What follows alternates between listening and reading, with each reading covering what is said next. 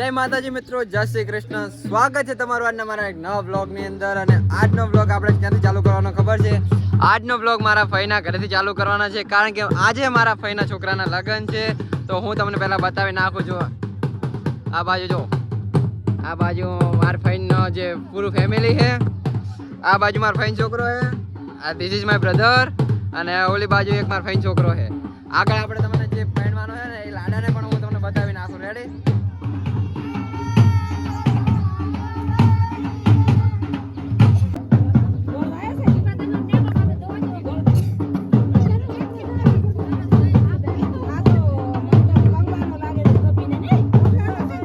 આ છે મારો ભાઈનો છોકરો, એટલે કે આપણો વરરાજા.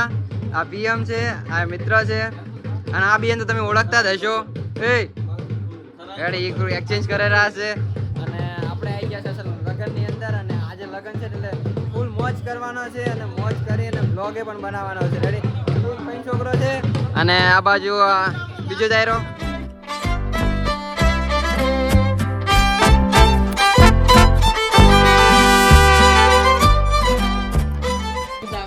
ફાઇનલી આ બાજુ જો ફોટોશૂટ ચાલુ કરી નાખ્યું છે. રેડી? આખો પ્લેનિંગ કરેલા છે. ભાઈ આજો નેક્સ્ટ કોણ છે? પીએમ બે તો ના ફોટા પડાવવાના હોય.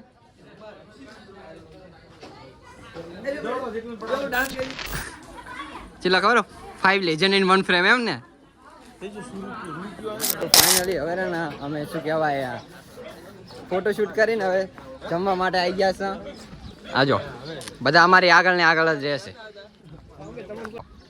લઈ લીધા બ્લોગમાં બસ. આ તો બધા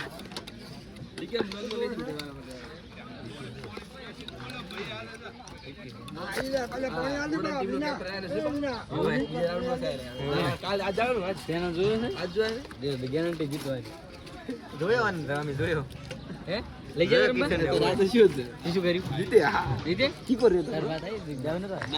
આપણે ફૂલ પેક થાળી કરી નાખી છે. અને આજો આ બાજુ પીએમ ની તો પહેલથી બધા આવી ગયા છે. રેડી? આ બાજુ લાઈનમાં ઓલે પકો, આ પકો ફટાફટ જમી નાખી.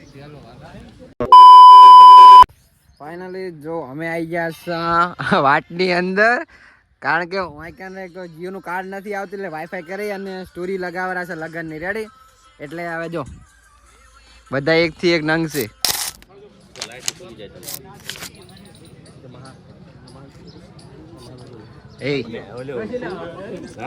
તારા ફોટો નહીં પડાવ?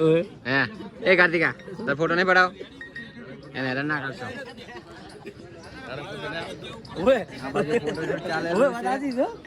જો અને ઓલા તાજા ને ઓલે પ્રોટીન જેવો ચેવો ઢઢેરો કર્યો બધું એ અન્ના રોવડાવ છે ભાઈ. આવરે લે રે.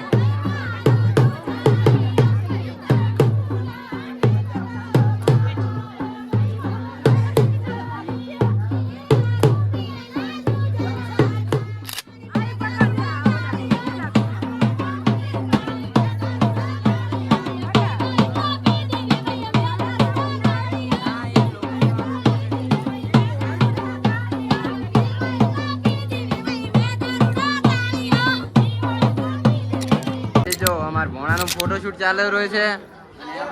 મળી ગયા છે અમારા ભોણાના ભાઈબંધ એવા ભવિ ઠાકોર.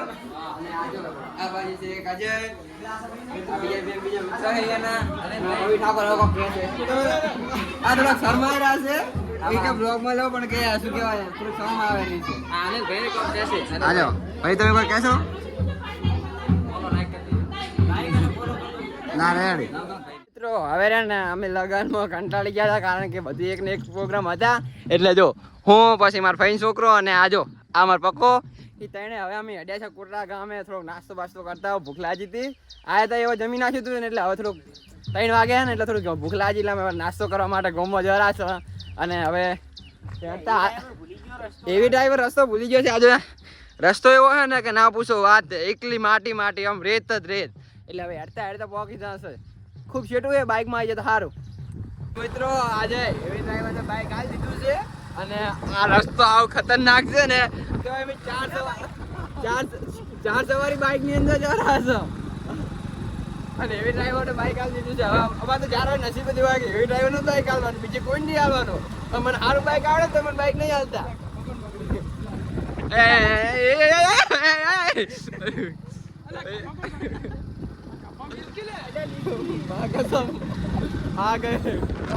ફાઇનલી ગાઈસ હવે ને અત્યારે હાલ બે ભોણા હતા, એક પક્કો અને એક વિપુલ. એ બેન અમે શું કહેવાય ડિવિઝન ની અંદર મેલી એટલે કે બસ સ્ટેશને મૂકી અને હવે અમે મારા ભાઈના ઘર તરફ રવાના થઈ જવાના છે.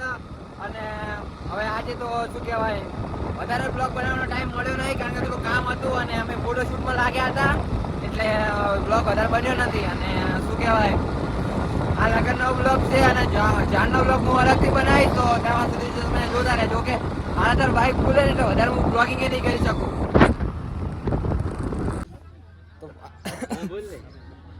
તો ફાઇનલી હવે અમે છે ને અહીંથી જવા રહ્યા છે અમારા ઘરે. અને આ બાજુ જો કિશન, સહેલો, માહી અને પકો ચારે અમે બધા આવી ગયા છે. અને અહીંથી હવે મારા ભાઈને આઈફોન હાલ દેવાનો છે એટલે હવે અહીંથી બ્લોગિંગ કરશે શૂટ.